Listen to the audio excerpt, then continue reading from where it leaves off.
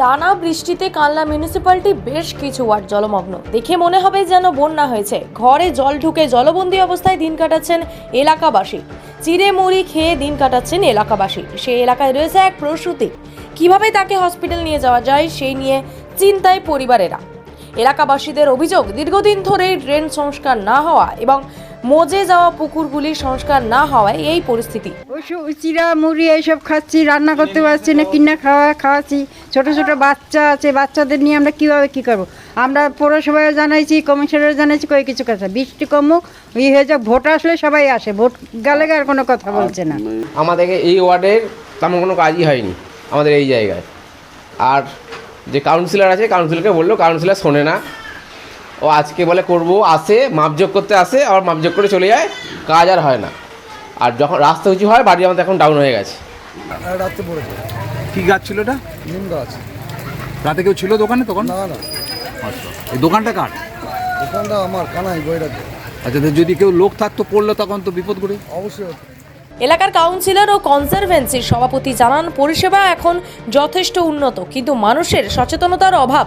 তারা প্লাস্টিক ব্যবহার করছে এবং সেগুলো ড্রেনের মাঝে ফেলে দেওয়াতেই এই বিপত্তি। এছাড়া নিচু এলাকায় পুকুরের ধারে মানুষের বসবাস, তাই বৃষ্টি হলে জল উঠে যায় ওইসব এলাকার। নর্দমাগুলো যে সংস্কার হয় না এটা বলা ঠিক নয়, কারণ আগে মিউনিসিপ্যালিটিতে সপ্তাহে 3 দিন আমরা লেবার পেতাম, কেমন? এখন আমরা সকালে লেবার পাচ্ছি 3 দিন সপ্তাহে, আবার বিকেলেও 3 দিন পাচ্ছি। জাস্ট গত সপ্তাহ থেকে আমরা সবাই বলার পর আমাদের এসআই সাহেব এবং চেয়ারম্যান মহাশয় এইটা করেছেন, এবং তার ফলে আমার মনে হয় না আর কোথাও কোনো নর্দমা খুব একটা হবে।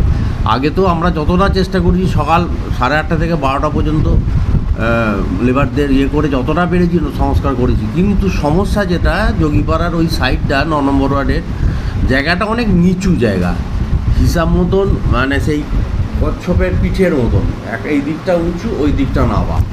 এইবারে আমরা রাস্তা আবার সংস্কার হবে, আমরা টোটাল মাপযোগ করে নিয়েছি। যত ঢালাই রাস্তা ছিল বা যেগুলো 2-1 জায়গায় একটু আধটু ঢালাই রাস্তা নেই, সেগুলোও হবে। আমরা সব রেডি হয়ে কলকাতায় পাঠিয়েও দেওয়া হয়েছে।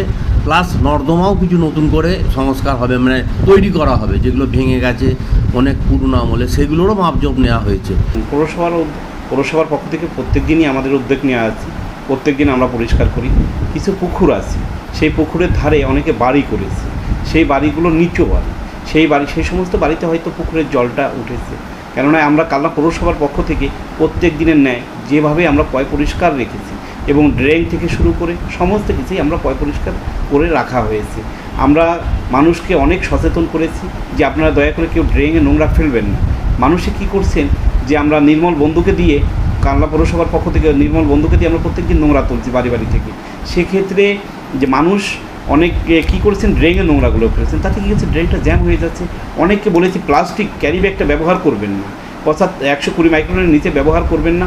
অনেক আমি ধরপকড় করেছি চেয়ারম্যান সাহেবের অর্ডার নিয়ে, এবং চেয়ারম্যান সাহেব নিজে অর্ডার দিয়েছিলেন। কালনা পৌরসভার আধিকারিকদের নিয়ে আমি বেরিয়ে, সাংবাদিক বন্ধুরা ছিলেন এবং আমাদের এসডিও স্যারও ছিলেন। কয়েকবার আমরা এরকম রেটও করেছি, যে রেট করে ফাইনও করেছি।